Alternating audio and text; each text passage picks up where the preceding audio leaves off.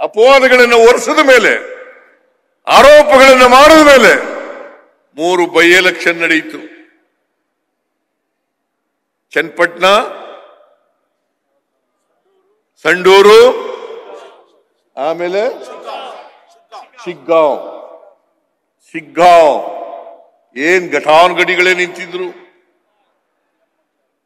ಕುಮಾರಸ್ವಾಮಿ ಮಗ ಚನ್ನಪಟ್ಟಣ, ಶಿಗ್ಗಾಂವಿನಲ್ಲಿ ಬಸವರಾಜ ಬೊಮ್ಮಾಯಿ ಮಾಜಿ ಮುಖ್ಯಮಂತ್ರಿ ಅವರ ಮಗ ಅವರು ನಿಂತಿದ್ರು. ಸಂಡೂರಿನಲ್ಲಿ ನಮ್ಮ ತುಕಾರಾಮ್ ರಾಜೀನಾಮೆ ಕೊಟ್ಟು ನಿಂತಿದ್ರು. ಅನ್ನಪೂರ್ಣ, ಶ್ರೀಮತಿ ಅನ್ನಪೂರ್ಣ, ಈ 3 ಕಡೆ ಗೆದ್ದವರು ಯಾರು? ಕಾಂಗ್ರೆಸ್. ನಾಚಿಕೆ ಆಗಲ್ಲ ಇವರಿಗೆ? ನಾಚಿಕೆ ಆಗಲ್ಲ ಇವರಿಗೆ? ಇಬ್ರು ಸೇರ್ಕಂಡ ಮೇಲೆ ಈ ಉಪಚುನಾವಣೆ ನಡೆದಿರೋದು. ಇಬ್ರು ಸೇರ್ಕಂಡ ಮೇಲೆ, ಬಿಜೆಪಿ ಜೆಡಿಎಸ್ ಇಬ್ರು ಸೇರ್ಕಂಡ ಮೇಲೆ ಚುನಾವಣೆ ನಡೆದಿರೋದು. ಇಬ್ರು ಸೇರ್ಕಂಡ ಮೇಲೂ ಕೂಡ ನಾವು ಗೆದ್ದಿದ್ದೀವಿ ಅಲ್ವಾ? ಗೆದ್ದಿದ್ದೀವಲ್ಲ? ಮುಂದೆನೂ ಕೂಡ ನಾವೇ ಗೆಲ್ತೀವಿ. ಆದ್ರೆ ನಿಮ್ಮ ಆಶೀರ್ವಾದ ಇರಬೇಕು. ನಾನು ಹೇಳದಂಥದ್ದು ಒಂದೇ ಒಂದು ಸುಳ್ಳಾದ್ರೂ ಕೂಡ ನಾನು ಮತ್ತೆ ಸಾರ್ವಜನಿಕ ಜೀವನದಲ್ಲಿ ಇರಲ್ಲ.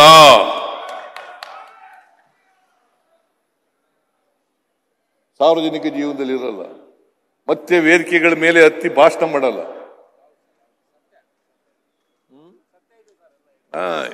ಎಲ್ಲವೂ ಸತ್ಯ. ನಾವು ನುಡಿದಂತೆ ನಡೆದಂತವರು, ಕೊಟ್ಟ ಮಾತಿನಂತೆ ನಡೆದಂತವರು. ಇವತ್ತೇನು ಹೇಳ್ತೀನಿ ಅದನ್ನೇ ಮುಂದೇನೂ ಕೂಡ ಮಾಡ್ತೀವಿ.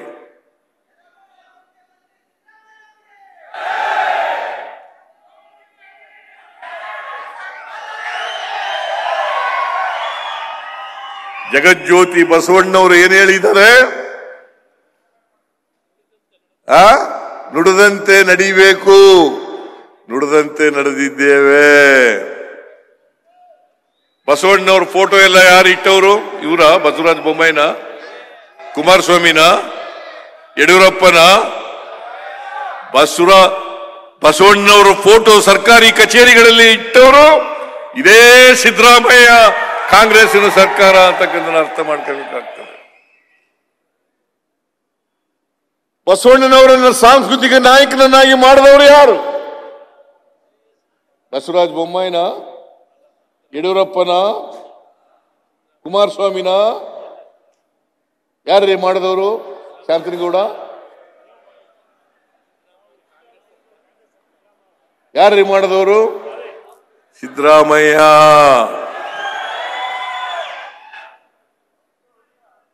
ನಾಚಿಕೆ ಆಗಲ್ಲ ನಿಮಗೆ? ಕಿತ್ತೂರು ರಾಣಿ ಚೆನ್ನಮ್ಮನವರ ಜಯಂತ್ಯೋತ್ಸವವನ್ನು ಆಚರಣೆ ಮಾಡಿದವರು ಯಾರು?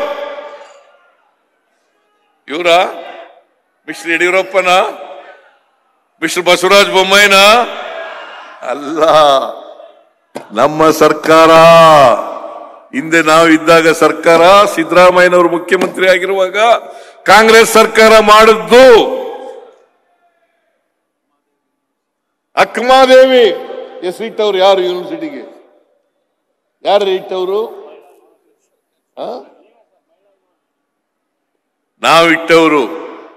ಎಸ್.ಎಂ. ಕೃಷ್ಣ ಅವರು ಮುಖ್ಯಮಂತ್ರಿ ಆಗಿರುವಾಗ ಮಹಿಳಾ ಕಾಲೇಜನ್ನ ಪ್ರಾರಂಭ ಮಾಡಿದ್ರು ಬಿಜಾಪುರದಲ್ಲಿ. ಅದಕ್ಕೆ ಅಕ್ಕ ಮಹಾದೇವಿ ಮಹಿಳಾ ಕಾಲೇಜು ಅಂತ ಹೆಸರಿಟ್ಟವರು ಸಿದ್ದರಾಮಯ್ಯ.